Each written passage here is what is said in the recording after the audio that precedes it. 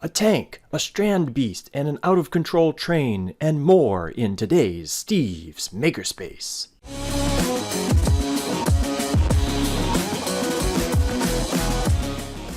Hi everybody, Steve from Steve's Makerspace here.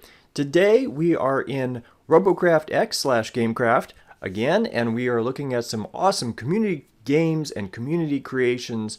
So before we get into it, I have one short announcement from Gamecraft X, or Gamecraft. This didn't show up on Steam or Twitter, but on their Discord.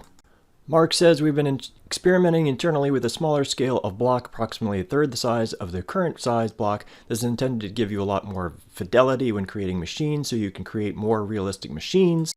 We may release this change in a beta next week, so you can play with it and give us your feedback along with the pilot seat, etc. So we might be getting these pilot seats next week.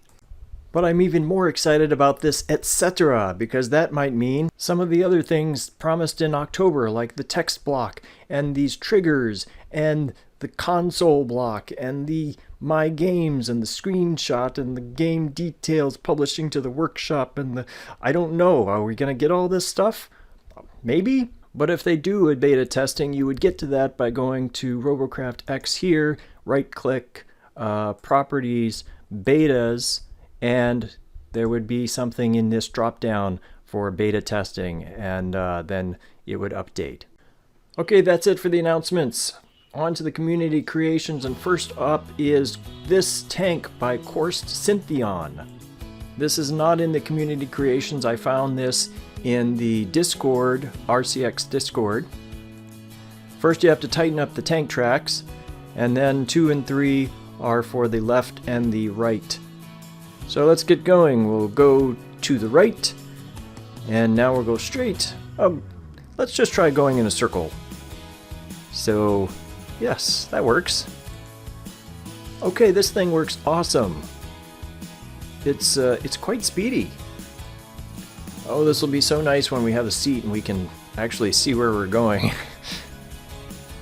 But this is quite impressive. I know getting tank tracks to work is not an easy thing to do. And this just works really smoothly. It can't go straight up a rock face, but it conquers hills just fine. Here's a side view. It looks awesome. Looks like a tank. Hopefully he'll add some kind of projectile firing to it at some point. That would be super awesome. So nice job, Coursed Syntheon. Next up, this is a swashplate by Mr. Rotor for a helicopter. This is also not in community games, but was posted to my Discord. I have to confess to not entirely understanding how this thing works, but we're just gonna play with it a little bit and see what it does.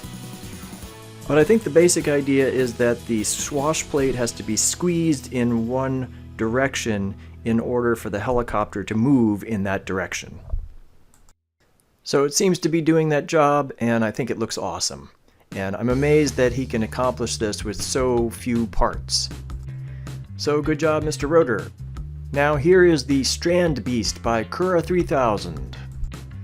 The rest of what I'm showing you are in the community games.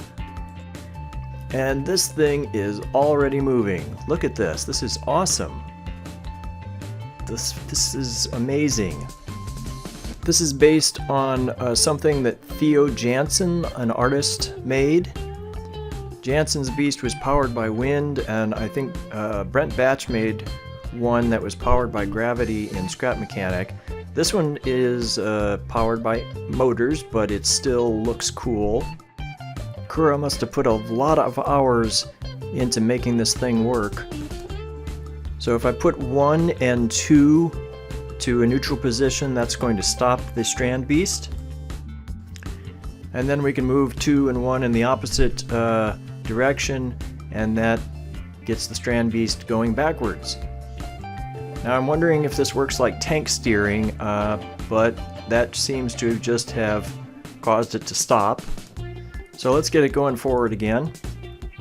Now if I want to go to the right, I push 3 down, and now it slowly turns to the right, which is cool. I have no idea how it's doing the turning, but very nice.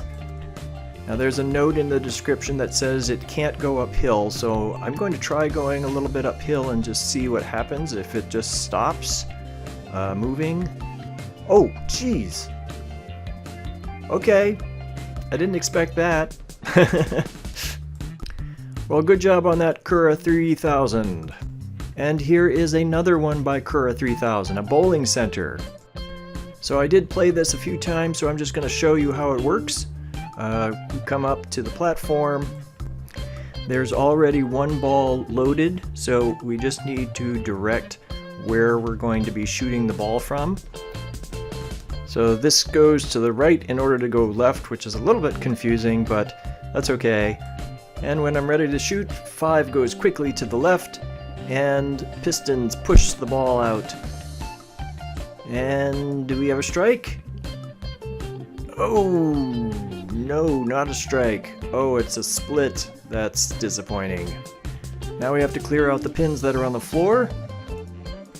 3 to the left brings the pin claws down, then 4 to the left grabs the pins, 3 to the right pulls the pins up, 1 to the left brings down the sweeper, and 2 to the left sweeps the pins away, 2 to the right reverses that, and 1 reverses that, and then 3 to the left brings the pins down, 4 to the right releases the pins, and 3 to the right brings the claws up.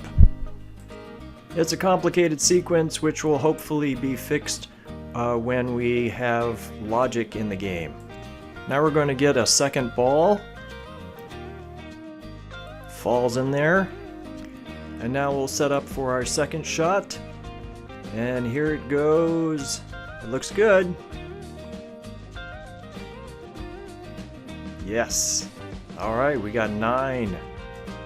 Now let's just take a closer look up front. This looks awesome. I can't believe the detail he put into this. It's a work of art, really. And now let's take a closer look at these pin claws. I'm really blown away by how this all functions and does it well. So good job again, Kura 3000. Next up is the Realistic Cooking Sim by Jape Egg. This is, and this is funny. Watch this. Okay, so the idea is that you're flipping a steak. It looks to be in some sort of frying pan, and you're supposed to put salt and pepper on it and see how many times you can flip it. Now, I actually thought it was like an egg or a pancake or something when I first played this, but I seem to be doing all right. That's 2. Let's try to do 3. Nope, no luck.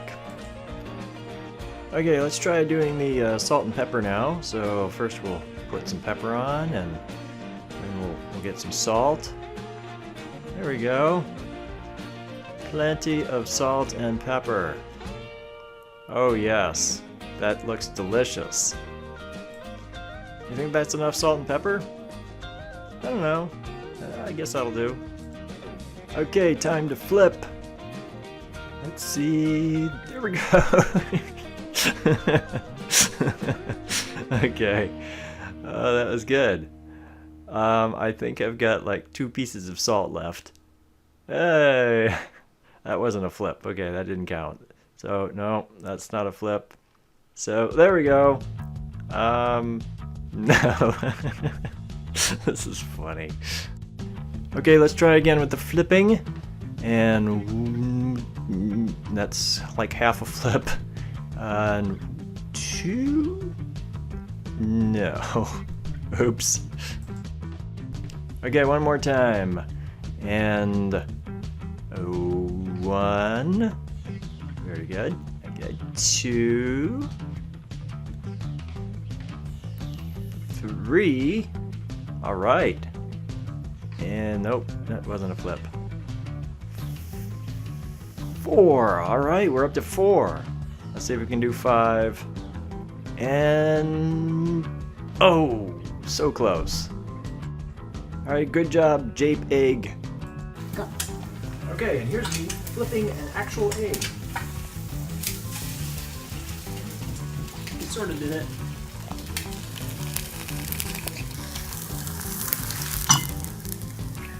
Not too bad. And now for the last creation of the day, Stop the Train by Space Cam. So the train is out of control and we've got to figure out some way to stop it. Let's see if we can figure that out. Bouncy. Oh, okay. Let's just get to, I think, the front of the train to start with. There we go. Okay, running across the top. See if we can make that jump. Yes, we did. Okay, that seems to be some kind of cargo car. And let's see. Yep, jump. Okay, this is the front of the train. Okay, let's see if we can get in here. Doesn't seem to be a way in over there. Let's see, on this side. Nope. How do we get in? Alright, let me look back in the back of the train. Oh, man. Man, this is amazing. Look at this track. I can't believe how smooth this thing is. Oh, wow. The trains are falling off. Man, they're derailing. Okay, so that's why you have to stop the train. Holy cow. That looks awesome. Okay, let's try starting at the back of the train. It looks like you can get in here. This is the only place I saw that was actually open. So let me go into here. And here's a switch. Let's try moving the switch down and see if anything happens. And I don't see anything happening in here. But let's go out and see if anything, something else might have happened. That door's open. That door wasn't open before. Okay, let's go in here. Don't see anything in here, so we have to be another switch somewhere in here. And here we go. And another switch. Okay, what did that do? I don't see a door open here. Okay.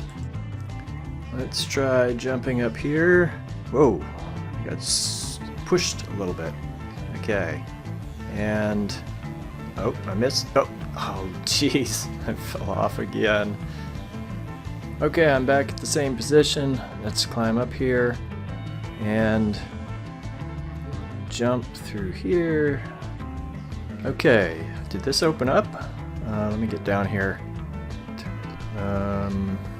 Nothing is open.